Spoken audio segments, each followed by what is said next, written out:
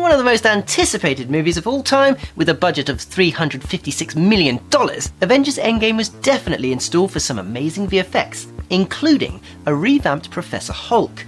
I mean, just look at the detail in the way the pores stretch and flex with the skin. Incredible. Hi, I'm Jamie Gutierrez from Fame Focus, and this is a VFX breakdown of Avengers Endgame.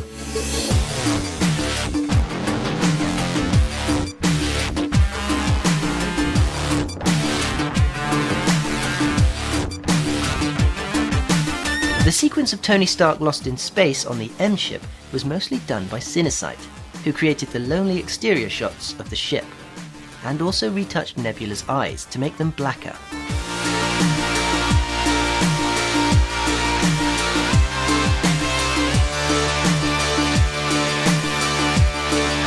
Her robotic arm was added by them too.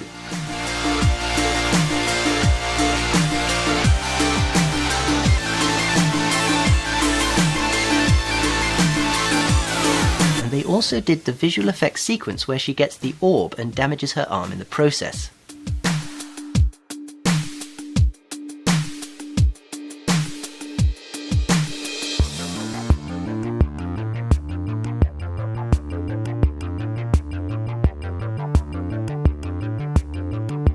Cinesite also took care of the chase between Hawkeye and the Outriders beneath the rubble of the Avengers base.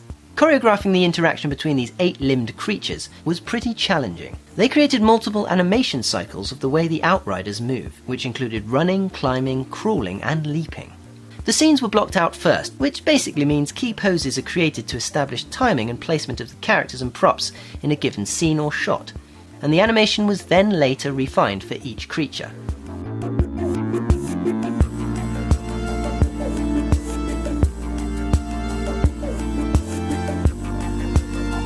One key aspect of Cinesite's work was the environments. For example, this shot was made up of CG buildings, vehicles, and multiple blue screen shots of extras positioned on cards placed in nuke to bulk out the shot.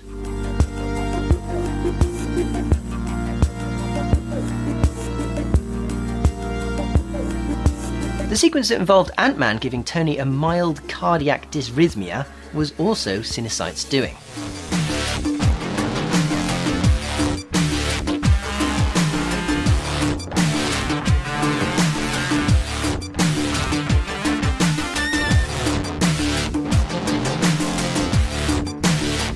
Now, despite how disappointing the character may have been for some, you can't deny that the VFX on Professor Hulk were absolutely insane.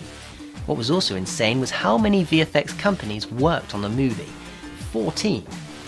Framestore developed their machine learning technology in order to create a quick first-pass animation that could be used to help filmmakers decide on the edit before beginning the process of refining. Keyframe animation was then developed for over 60 shots of Professor Hulk. This procedure of capturing the performance was key for the animators. A new facial capture system was also created by Industrial Light and Magic, specifically to make Smart Hulk look as close to actor Mark Ruffalo as possible. Getting the right look and performance also involved scans, facial capture, and hand animation of the actor, as well as some concept art for reference.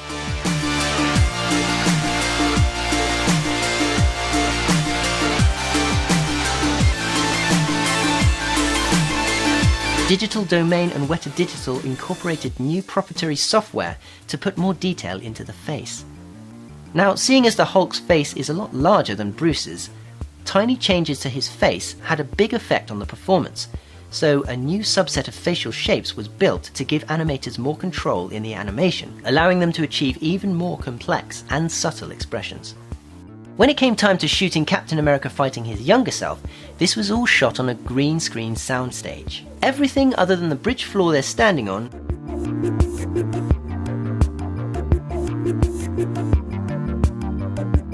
and a set of stairs was green screen.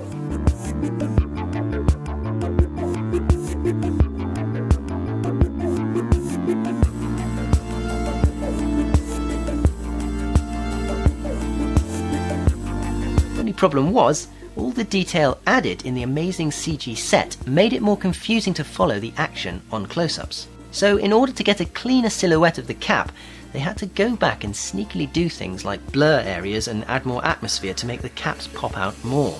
For the Cap fighting the Cap, they filmed actor Chris Evans fighting a stunt double and had VFX company Lola track Evans' face onto the stunt double's face.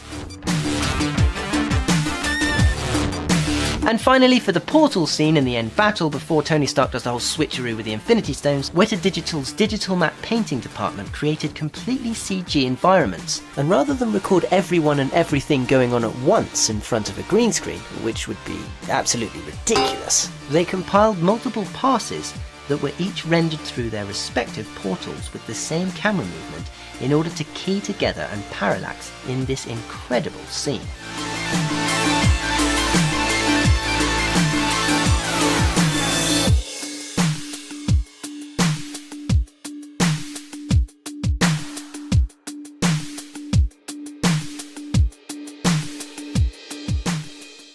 If you enjoyed the music in this video, there are links in the video description. Also, please give this video a thumbs up to help us out, and let us know in the comments section what movies you'd like us to break down next.